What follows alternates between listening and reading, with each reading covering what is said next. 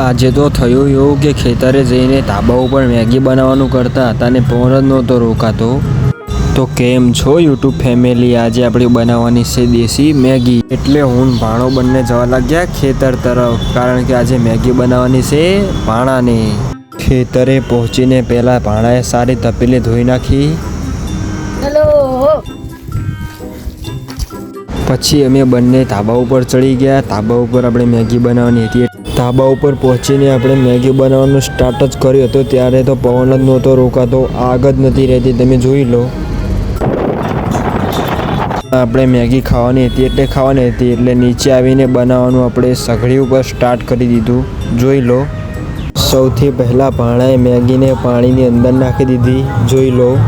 પછી મેગીનો મસાલો આવે એ મેગીની અંદર નાખી દીધો, જોઈ લો. પછી એને સારી રીતથી હલાવી દીધી, જોઈ લો, એટલે મસાલો મિક્સ થઈ જાય. પછી હળદર નાખી દીધી, મરચું મસાલો નાખી દીધો અને ધાણા જીરું પણ નાખી દીધું, જોઈ લો. પછી આપણે મેગીની અંદર નાખવાનો એવો કલર આવે સ્પેશિયલ, એ કલર નાખી દીધો, જોઈ લો. થોડોક થોડીક વાર સુધી પાકવા દેવાની. અરે ગરમ બહુ હતો આપણે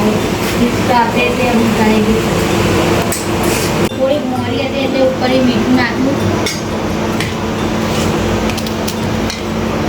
હવે આપણી મેગી કમ્પ્લીટ થઈ ગઈ છે. આવી જાઓ ખાવા. ચલો ભાઈઓ મેગી ખાવા. મારી મેગી કમ્પ્લીટ થઈ ગઈ. વિડીયો ગમ્યો હોય લાઈક અને સબસ્ક્રાઈબ કરજો.